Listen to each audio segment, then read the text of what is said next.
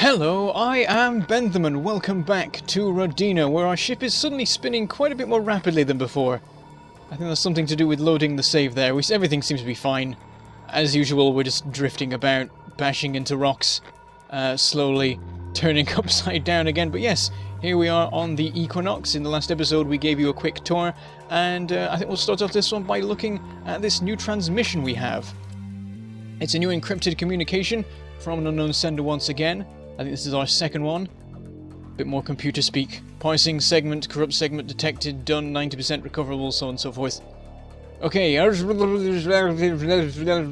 hear you, but I'm not getting video feed. Are you okay? Sun and Life Emergency Life Pod, SNLYF 040682, remote transmissions. Very catchy name there. I think so. There's a big glass display in front of me and a lot of numbers are yellow, but I don't understand what they're saying. Is something wrong with it? Sun and Life Emergency Life Pod, SNLYF 040678. That's the difference. It's 4 more along, that one, so we know which one's which. You can just look at the colours. No, that's good. It's fine. Red is bad, yellow is okay. It's telling you how much oxygen you have left, and whether or not there's any damage to the pod. You're going to be fine. I don't understand what's going on. I just woke up and there was this loud alarm going off, and then it felt like there was someone putting all of their weight on my chest. I think I passed out for a few minutes. Where are you? I'm right here. Just keep breathing. Try to stay calm. Something happened with the ship and they ejected the life pods. I'm not sure what's going on. There's also all kinds of signal traffic out there, but none of it makes sense. I'm trying to find out who else survived right now. Survived? You mean people died? What the hell is going on? Tavi, you have to calm down and breathe normally. I can hear you hyperventilating from here. You sound like a bear and you're going to burn through your oxygen too quickly. I'll find out what's going on. I'm not going anywhere. You said this whole Vanguard thing was going to be safe. You said we were skipping to the front of the line. And then I wake up to this? I'm surprised you woke up at all the way you snore. This is not joking time, Alicia. This is panicking time. I get it, my sweet. And yes, I thought it would be safe. You said you wanted the finest plot of land on the planet instead of picking through whatever was left. And the Vanguard is how we do that. Was how we do that. I think it was destroyed, if I'm reading this correctly. Destroyed? I could be in my old Rodina bunk right now, woman, safe and warm, not staring at this bleeping yellow glass thing. Why did I marry an engineer again? Why did I follow you here? Because your life would be drab and bad and... hang on. Your life would be drab and your bed... There we go, bed. And your bed would be cold if you didn't. And you like my cooking. Do you see a large green triangle blinking in the upper right of your screen? Can you press it and tell me what you hear? It's a transmission from the Rodina. Something about contacting them on a private frequency. It keeps repeating. Should I hit respond? No, don't transmit anything.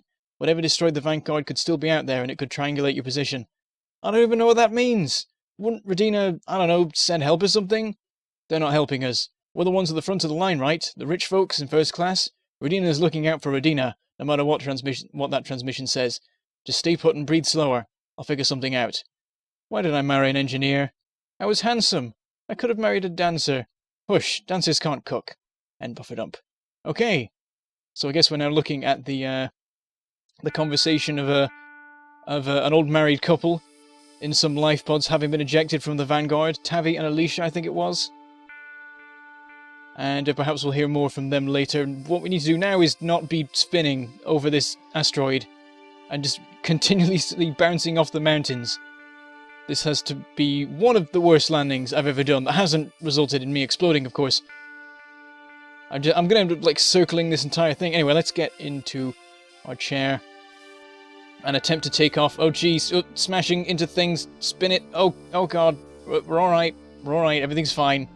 Everything's mostly fine. There we go. We're free. We're free. Everything's good. I forget if there was another clue or whatever. Not clue. Another debris field on this asteroid or not. I will do a quick spin around to check. I think there was just the one. But this is just sort of the standard procedure when playing Rodina and asteroid hunting. Always do a quick once-over. Looks like there's nothing around.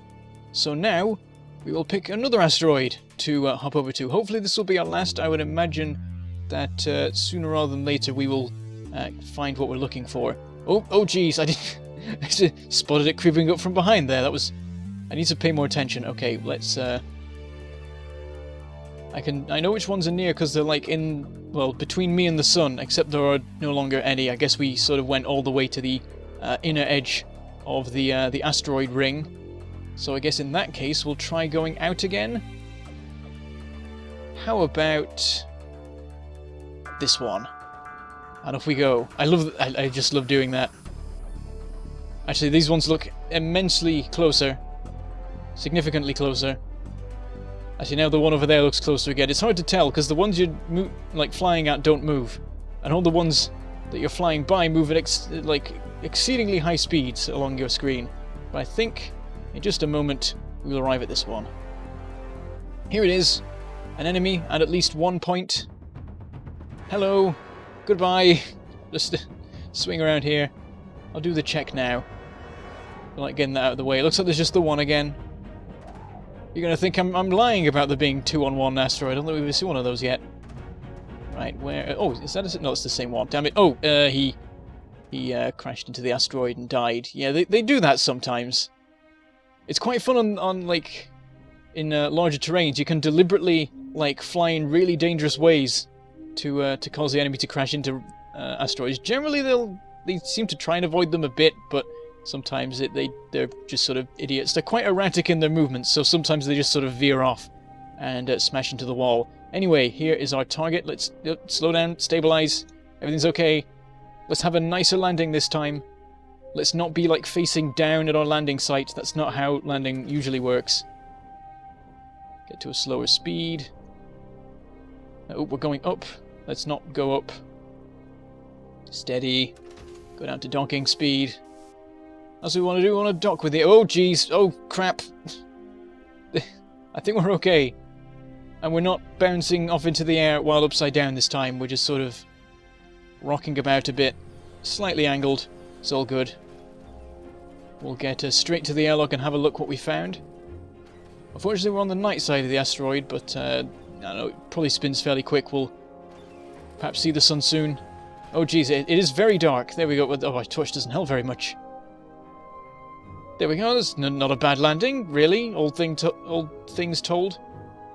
Yeah, we're spinning at a decent rate as the surrounding stars wheel overhead. Let's fly in, keeping it steady. I don't see a data stick on our target point, which I think means yes, that is what I was looking for. Oh crap, I misjudged the angle of this.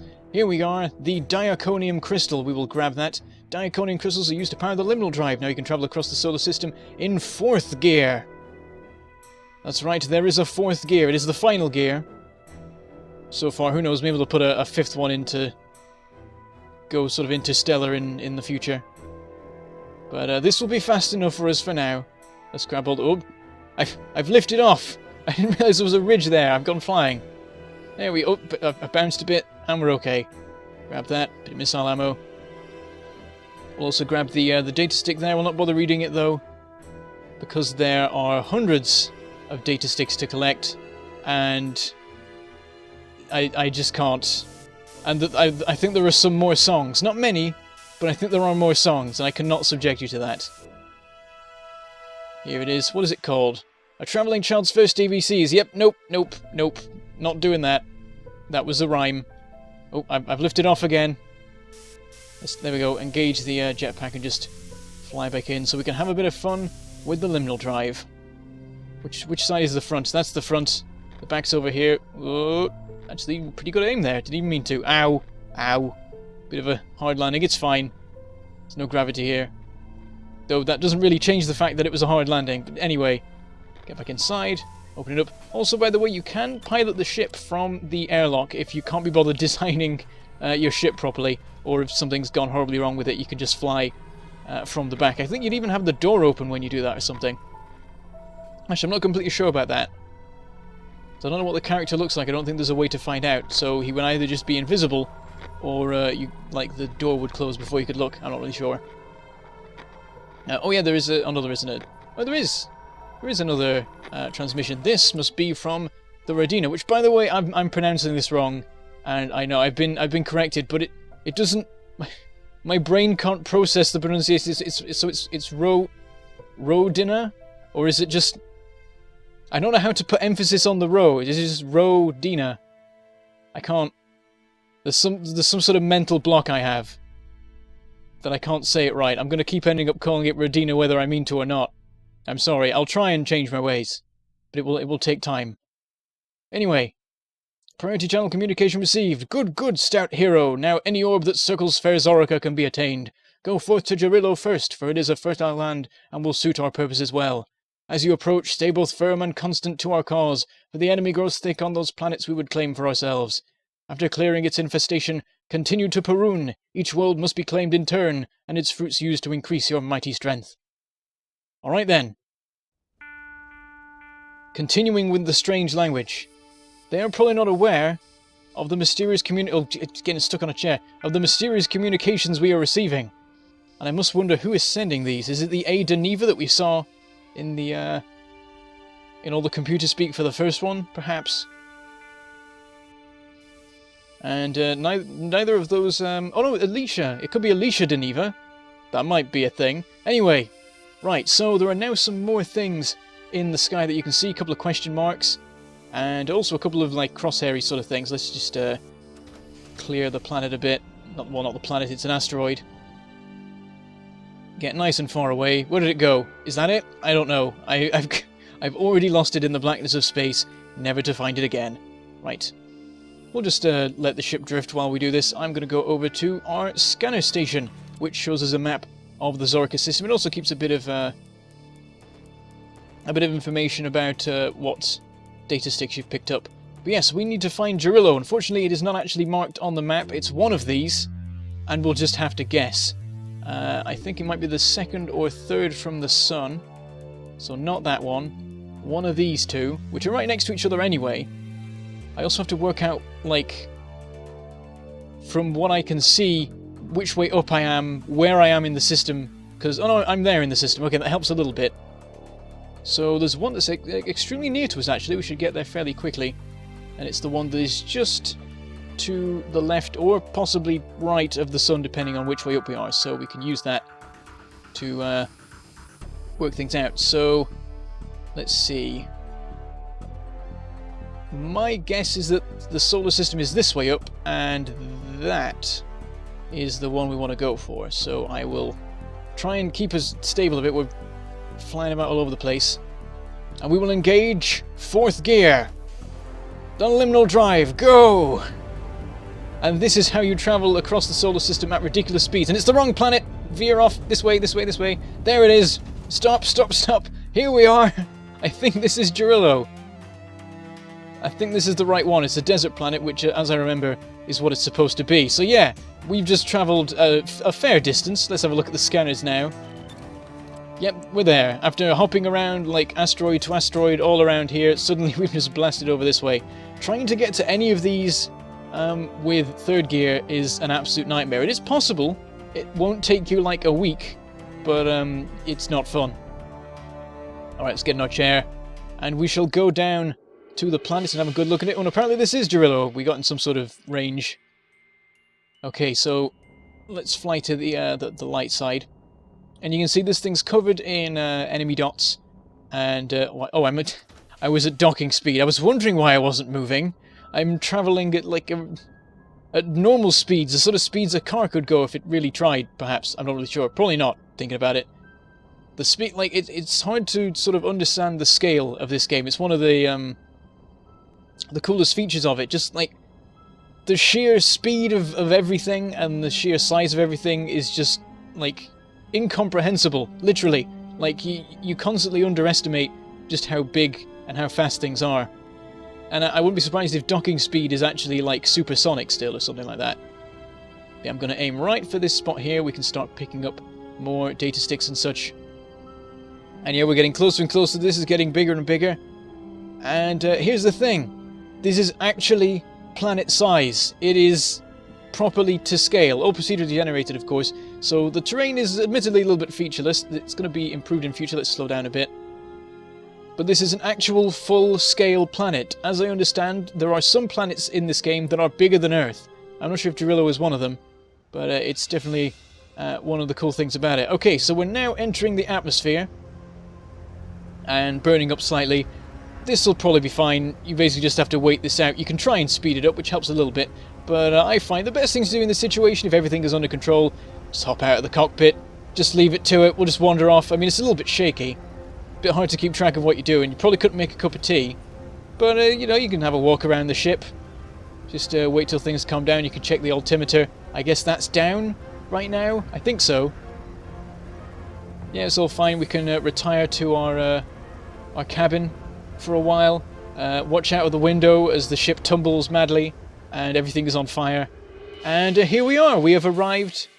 We've managed to slow down and properly enter the atmosphere. We can now have a proper fly around once again. Oh, it's even gone upright. Let's hop inside before we smash it to the ground at insane speeds.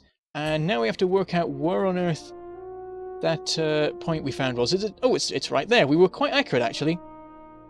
You do sometimes find that you'll aim for one of these points, enter the atmosphere, and then you'll look around and you won't see it, because the sheer size of this planet means that, like, even at this height, you can, like, have missed entirely one of the points. But anyway, let's have a fly down there. This place is nice and empty. No aliens scouting around the place, because they do occasionally visit these debris fields, and so you can end up just coming across them, or having them come across you. Looks like the sun, yeah, the sun's setting a bit, unfortunately. That should be fine. Let's gently drop down. We are still 2 kilometers up, by the way. Easy, easy, down to combat speed. There's our debris field. Nice and gentle drop. There's proper gravity here, so we won't bounce around so much anymore. Down to docking speed. And gentle landing. Okay, it's good enough. Okay, there's a bit of sliding. It's fine. It's something of an angle, not a problem. Let's make our way out and see what we can find over here. Perhaps a new encrypted communication. That is most likely. And the way it works is there's a series of them. I think is it something like there's like a dozen communications in total for the story, and you can find something like 3 in each particular area you're in. You have to keep moving to new planets and so on. Yes, there are 4 planets in the Zorica system, and they're all absolutely insanely massive, infested with aliens, and covered with debris fields.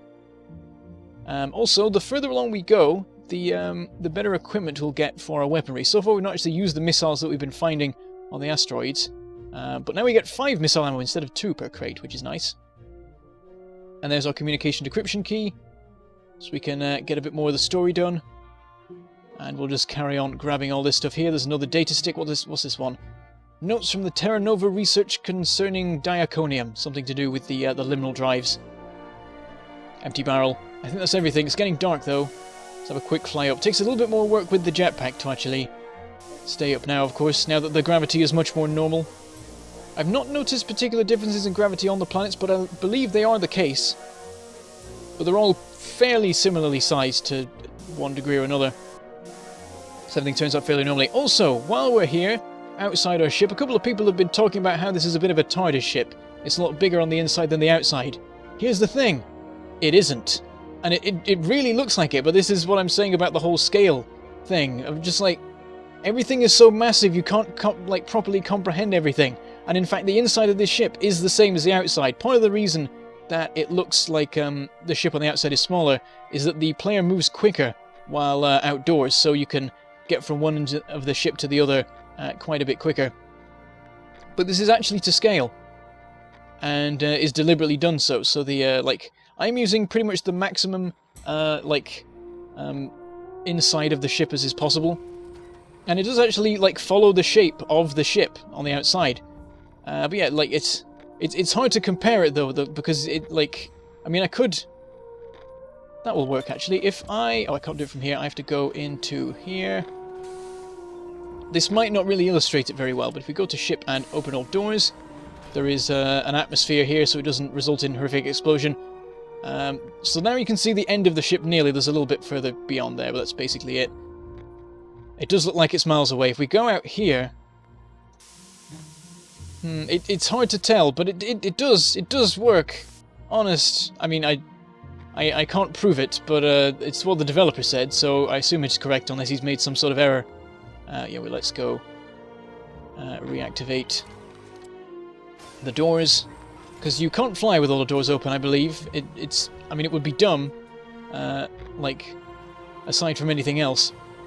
back through. Also, a cool trick you can do here, if you use your jetpack, you can go flying around the corners here and get to the bridge just a little bit quicker if you time it right. But there is a new transmission, though perhaps we should wait till the next episode for that, and we'll also have another fly around, find some more points, and probably get into a little bit of space combat. We have been tasked with clearing this entire system, well, this entire planet, and then every other planet, so the entire system, of all aliens, so that could be interesting, particularly considering that a handful of them, 3 of them, managed to take out the Vanguard with apparent ease. But anyway, as we sit in our nice, well, I guess pilot chair rather than captain's chair. I don't actually have a captain's chair. I should put one in. But it'd get in the way as I was walking to the pilot's chair, so it'd be slightly annoying. I could sit in one of these ones and be ops or whatever. Anyway, back into the pilot chair, and I shall say goodbye, thank you for watching, and I shall see you next time.